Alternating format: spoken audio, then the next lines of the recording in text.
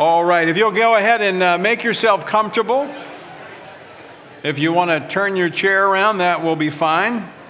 How many of you heard of My Pillow? All right, the My Pillow guy is here with us tonight, Mike Lindell.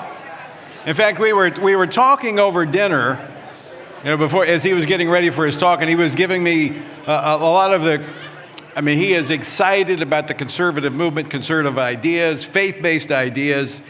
And I asked him, I said, have you ever heard of, TED Talks? And so tonight he's going to give us a pillow talk.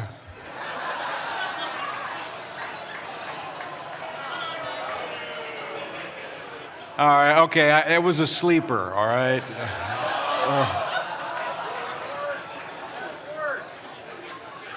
All right, let me introduce our guest. Mike Lindell was born and raised in Minnesota. We got one Minnesota fan, all right. After launching several business ventures in 2004, Mike invented the My Pillow pillow. And it grew the business into a major Minnesota manufacturing company with 1,600 employees. And even this has been updated. It says 43 million. He told me as today it's 44 million. They're rolling out of the factory.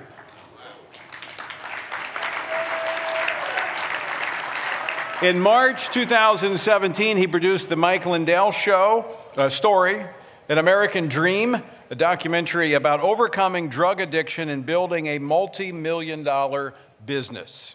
Mike is the founder of the Lindell Foundation, a faith-based foundation that helps people with any personal problem. He also started the Lindell Recovery Network to bring hope, recovery, and mentorship to those struggling with drug addictions. He also recently jumped into the movie business, supporting the forthcoming film Unplanned, which he's going to tell us more about this evening. And immediately following our event tonight, we will have a screening of that movie, so you want to stay around for that. And I'll introduce the producers of that a little bit later.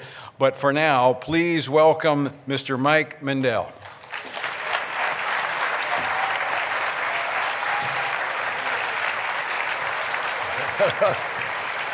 You're looking good. I knew you would. Okay, I'm always a little bit nervous when I start. My story starts, I go back in time. My parents divorced when I was 7, so I was put into a new school, and I had a very much a fear of unworthiness and rejection, and so I became very shy, or I would do something crazy like climb out of a bus window to show off. And so I did these things, and then in the 1980s, I was introduced to cocaine. Well, that became my mask, so I could, for pain, not only pain, but also to be able to talk to people. And I was a very functioning addict. I married. I had a lot of entrepreneurial businesses. I had, and usually it was something that happened, like my sister flooded a apartment building with a waterbed, so I became a carpet cleaner. And my uncle I worked for him on a farm in Iowa, and he had all these pigs, and every day for 7 months I'm raising all these pigs, and I go, why don't I just buy them myself? And so I went out and spent every dime I had in the world on these feeder pigs, and 4 months later the market collapsed and I lost everything. So a good thing. But I had the lunch wagon business, and then I got into small bars. I owned a bar for 13 years. I never used a bank. I would always creatively buy things, and not a good place for an addict, but I got everything I had prayed for. I got a family, and I had, I've raised a family of 4 kids, but then in 2004, I sold the bars, and at the time I had to sell them, and I'm going, this is devastating. And for me, I look back now, obviously it was a divine thing that happened, but I had this dream that I got from God in 2004, and I woke up and I actually got the name first. I wrote My Pillow all over the house, and one of my daughters came upstairs. She was like 10 years old. She says, what are you doing? It's like 2 a.m. She goes, I said, I'm going to invent this pillow. I got this dream. It's going to change the world. It's going to be called My Pillow. She grabbed her glass of water. She goes, that's really random, Dad. Headed back downstairs. And then the kids said, the kids said, so I dove in with all my addiction of personality on this pillow. And the kids asked their mother at the time, they go, when's he going to get over this pillow? She said, oh, it's just a phase, it'll pass. And it took about a year to invent. Every day my one son would come home, we'd tear foam and throw it around the neighborhood. It'd be floating around. Tried over 94 different things in this pillow. And when I finally got it invented, I walked into box stores and we were completely broke, and I spent all the money from the bars, and plus being a crack addict. Now I had turned to crack about 3 years earlier, crack cocaine, and going to the box store. I remember going into a Bed Bath & Beyond. I walked in there with such passion. I have the best pillow ever made.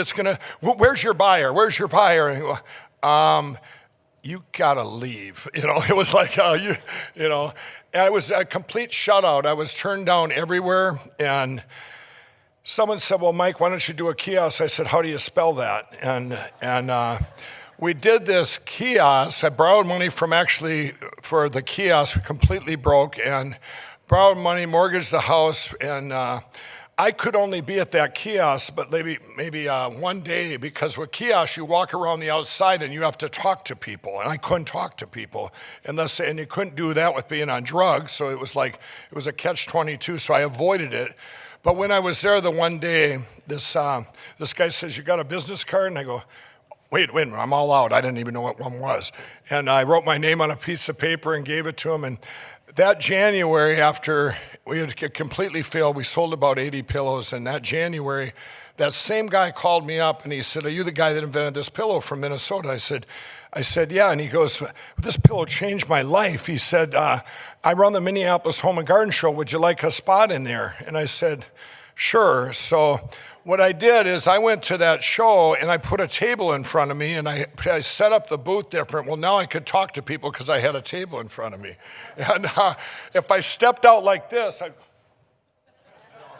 I didn't have to be on drugs because inside me, this unworthiness. You can't get rejected if you don't talk to people. That was I look back now and I can see that. Well, anyway, for shows then, we could do, I'm going, wow, it was so rewarding when someone would come up, and my heart was always to help people, but someone would come up and tell the other people, this pillow changed my life. It wasn't about the money, it was about hearing that, because it made me feel good inside that I had done something to help somebody else.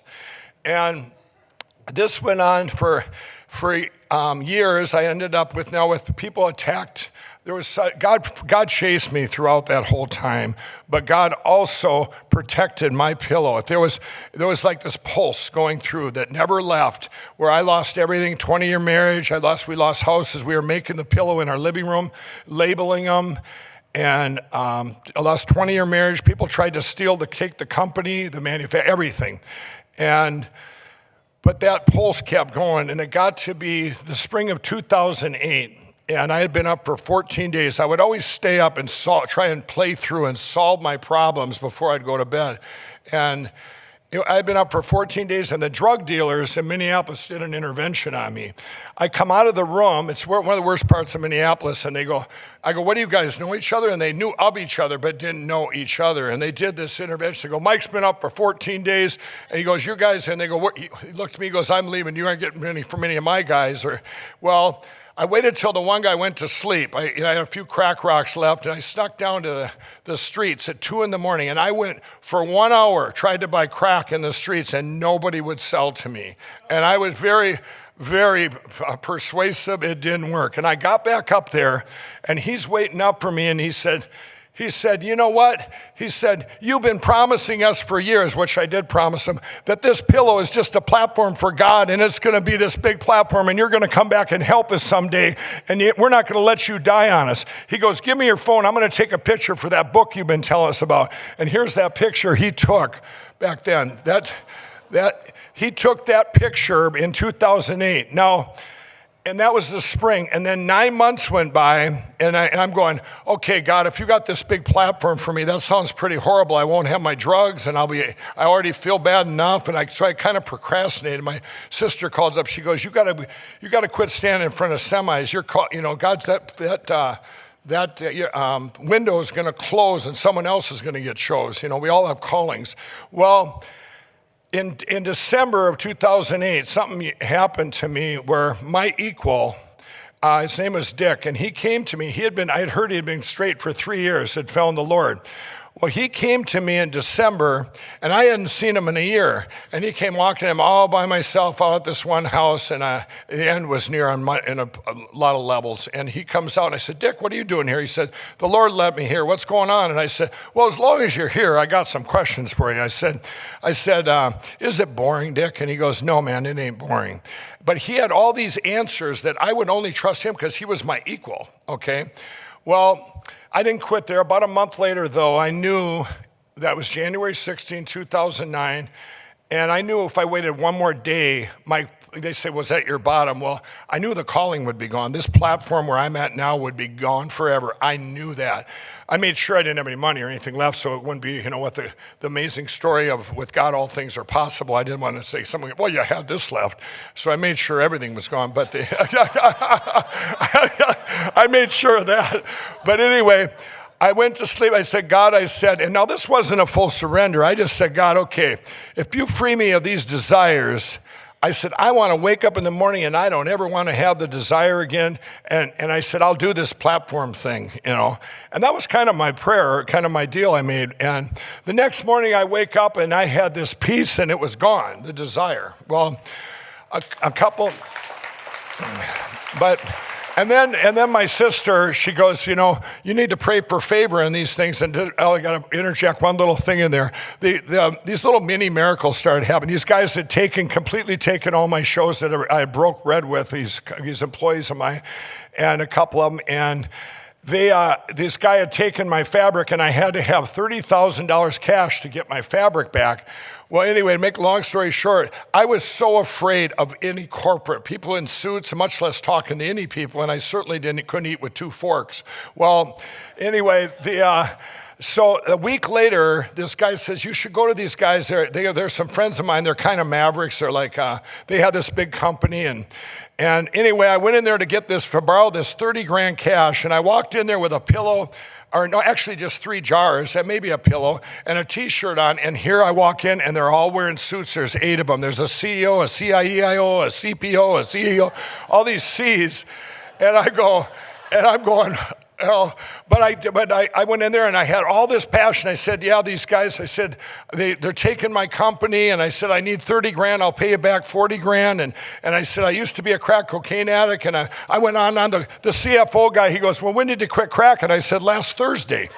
And he goes, and four of them got up and left the room like Shark Tank going, what is this, a joke? They're looking around for cameras. And I go, well, now there's 4 of you. You're all going to put in 10,000 or 7,500. You're going to get 10,000 back. And they ended up doing it. And to this day, they don't know why they did it. We know why they did it. But I walked out of there with the cash, and there was just an IOU. The guy goes, he doesn't have anything. So I just wrote an IOU. They never checked my ID. And the reason I know that, I didn't have a driver's license, So anyway, you fast forward from then on, and it wasn't, the next couple years. Then in 2011, I said, if no one's going to take me, take my pillow, I'm going to bring it right to the people. I said, I had a dream of an infomercial, and I told my friends and family, we all pooled our money and went in. I said, I want to make it real, a real audience, just a friend of mine, and I want to do what I did at the shows. They go, no, that'll never work. You need an actor, and you need this and that. And I go, I don't believe that. Why won't this work? And so we ended up firing that guy. Well, anyway, we filmed this in August of 2011, and it was a real audience. It was just a friend of mine. The night before, they brought in a real producer, and he's texting my friend. And after we're doing our reads on the teleprompter, he said, this guy is the worst I've ever seen. He will never make it on TV. This is a disaster. Why did you invite me here? And he was kind of right. The next day, I'd walk up to do my read. I'm reading from the teleprompter, and and 9 takes. And finally I said, bring in a table. So I said, bring in a table, because there was an audience, I couldn't talk. And I brought in a table, they threw away the teleprompter, and we just did it naturally like I had done at shows all those years. And it aired, I was living in my sister's basement. At 3 in the morning, it aired in October 7, 2011.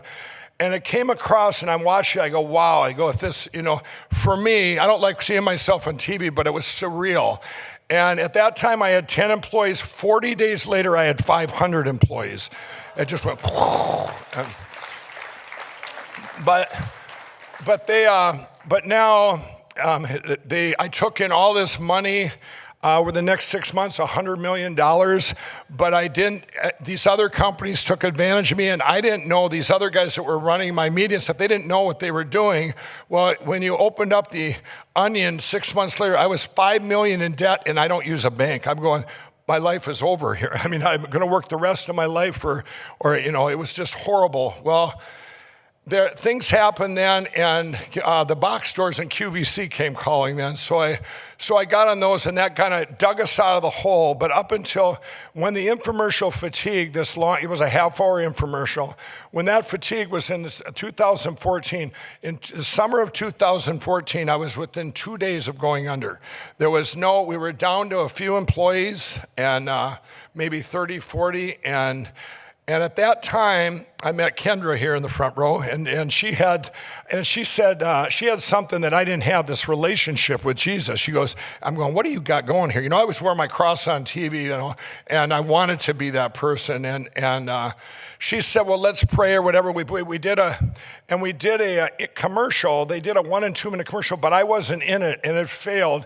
And the one gal at our company, she goes, you need to be in it. It's our last chance or whatever. And she was actually going to therapy, but God, give Mike an answer.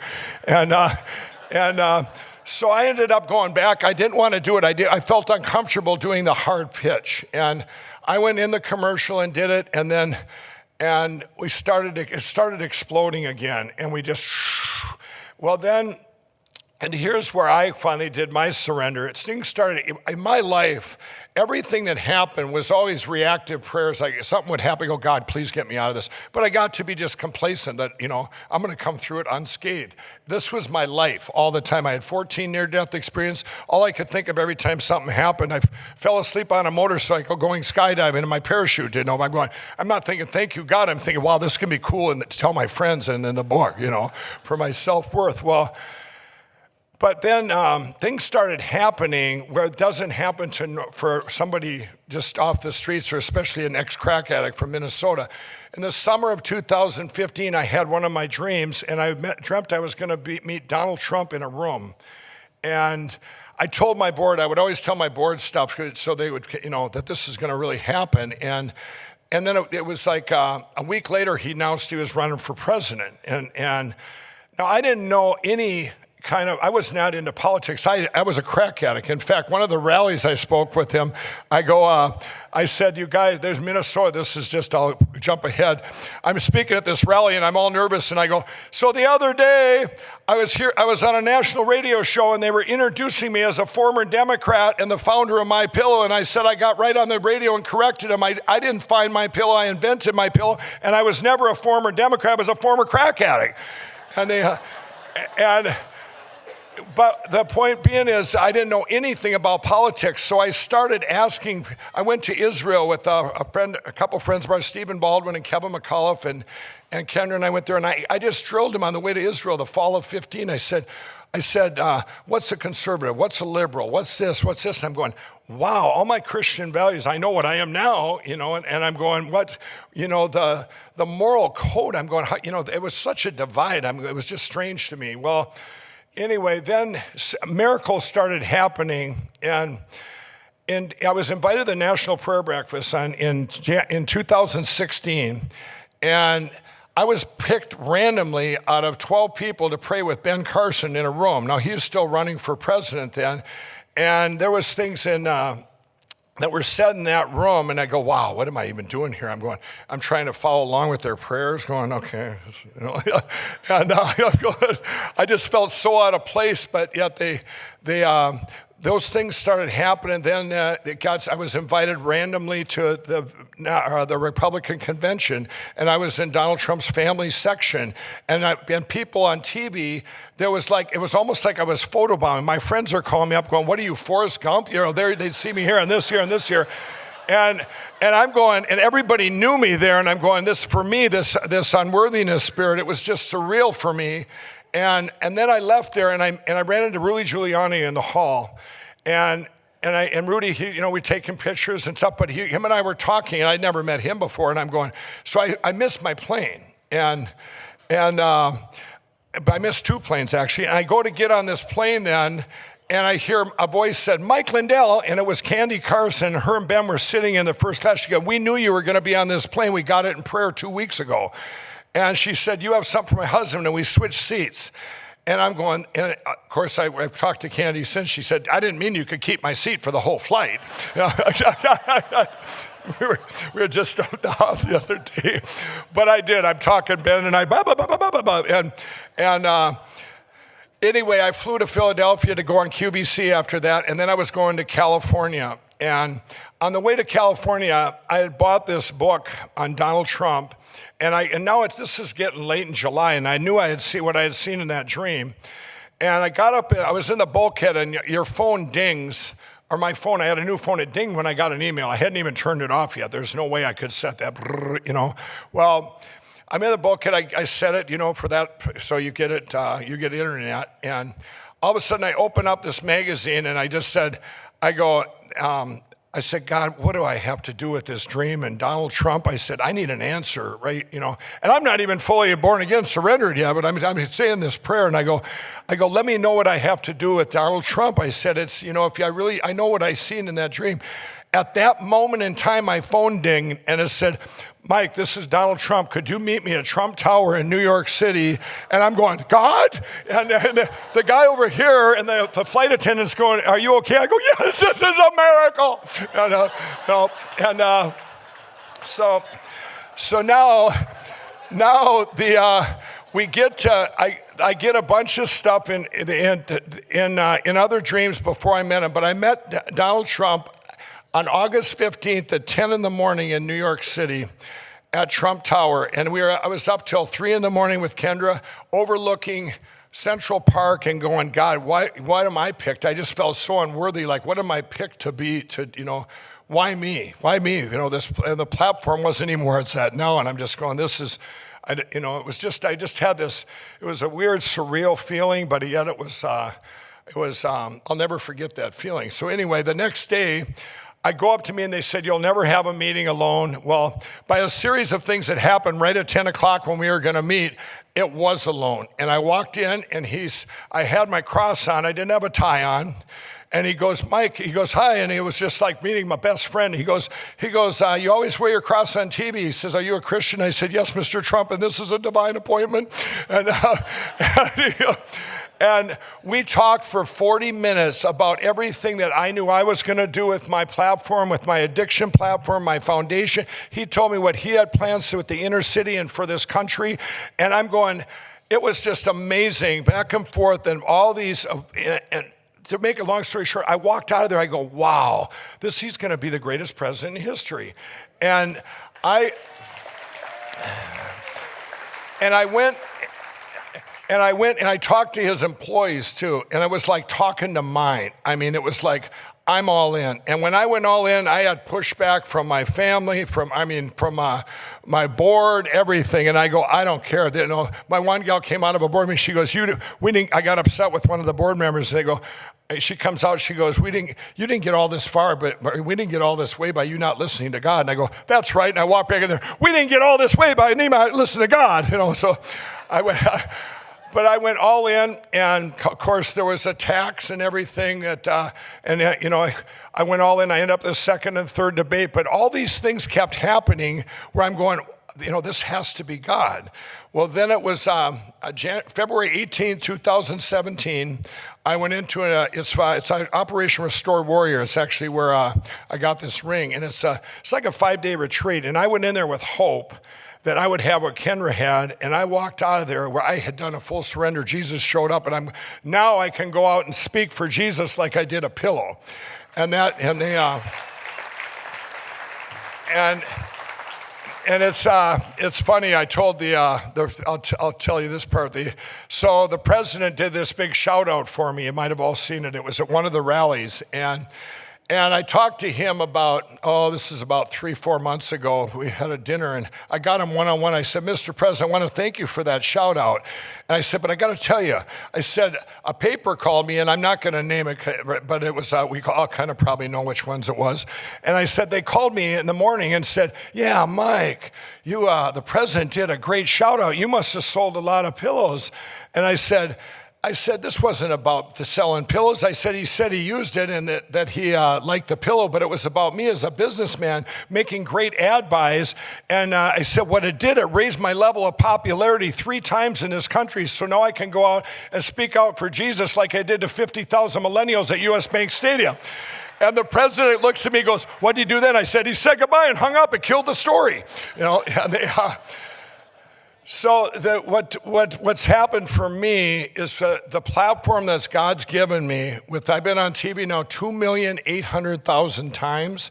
And it's the platform of trust that He's given me to be able to use that for good, like this movie Unplanned. These guys called me last summer and said we're on our way to Israel, Kendra and I, and they called and said, Mike, we prayed about this, and you're going to be in our movie. And I don't even know if they said, would you like to back it monetary or money-wise? And they might have, but I said, well, I didn't pray about it yet. they go, no, it's going to be you. And I'm going, okay. Well, I got off the phone. I think we were still on the ground, and Kendra and I prayed, and we said, yes. I called him back. I said, yes, I want to be in it. Now, did I know where the footprint we're going to be in right now? If I'd have known that, I'm going to be, wow. Well, anyway, we went to film the movie, and I had a cameo in the movie, so when you all watch this tonight, and we get all ready to film this. There's 300 extra, this secret place in Oklahoma, and they go, all of a sudden I see this stunt double walking in. He doesn't even have a mustache. I'm going, okay, what's going on here? You're not doing this. I said, I'm going to do this myself.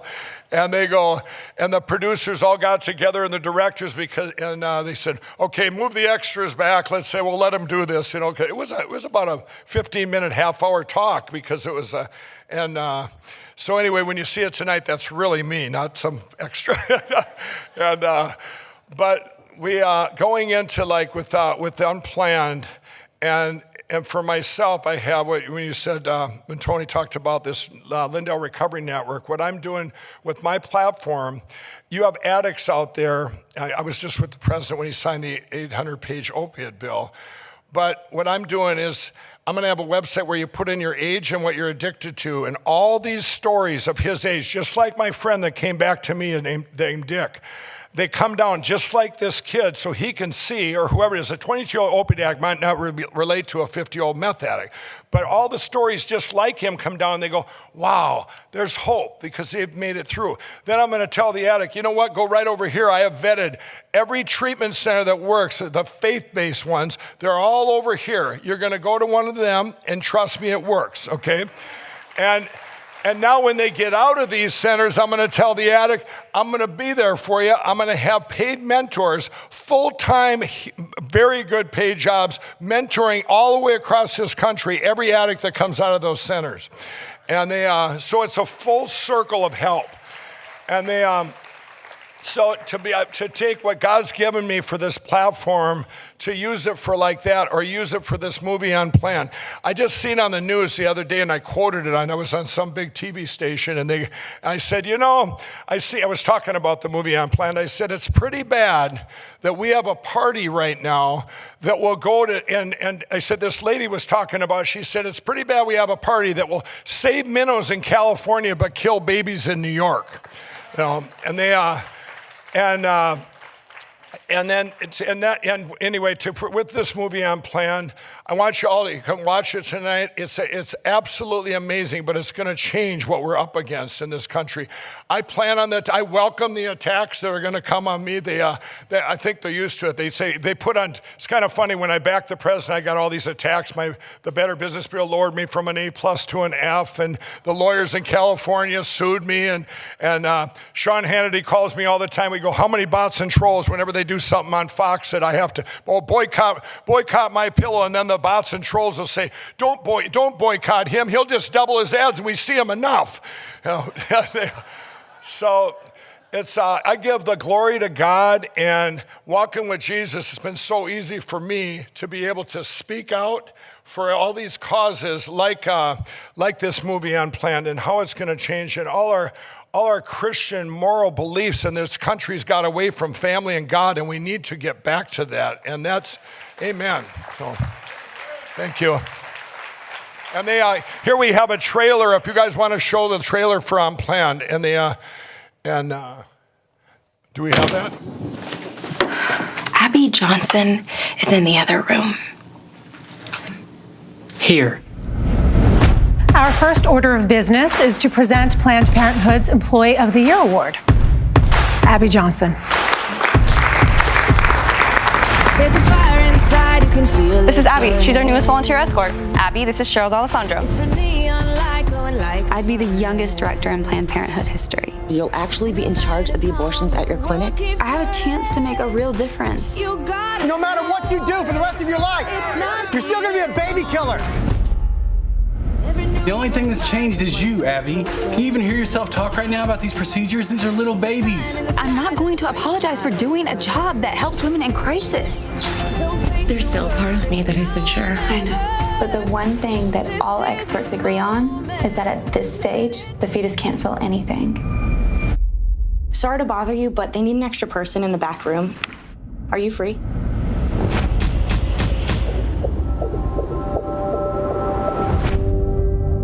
I saw it. And it was like it was twisting and fighting for its life. We commend the souls of these hundreds of children. And Lord, we pray to end abortion. I really appreciate what you've done for us. I'll not forget it. 22,000 abortions. How do I even comprehend that? Rough day at the office. You can say that. You're making a mess. It's your dad and me. You were our baby from the moment of conception. We are paying you to be a perfect instrument of corporate policy. We are an abortion provider. I can't be a part of this anymore. Everything that they told us is a lie. Don't underestimate the repercussions of this. You gotta be careful. Rhonda, please don't do this! Rhonda! Let me tell you what's gonna happen if you walk through that door. Congratulations. You've made an enemy of one of the most powerful organizations on the planet.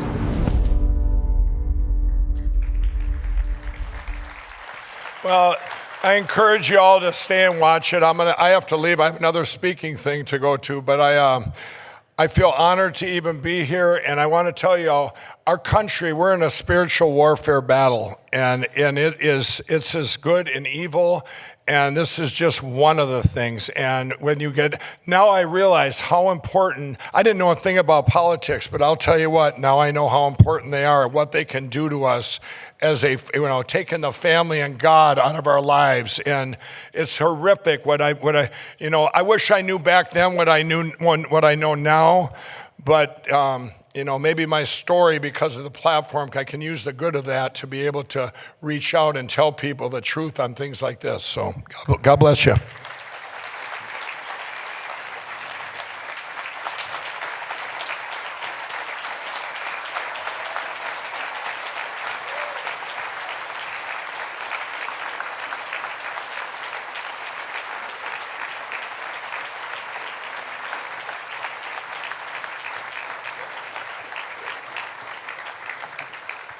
Thank you, Mike.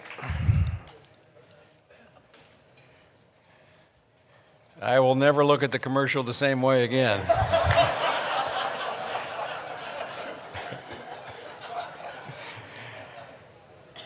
Well, we are glad the Lord got a hold of you and that you're on our side.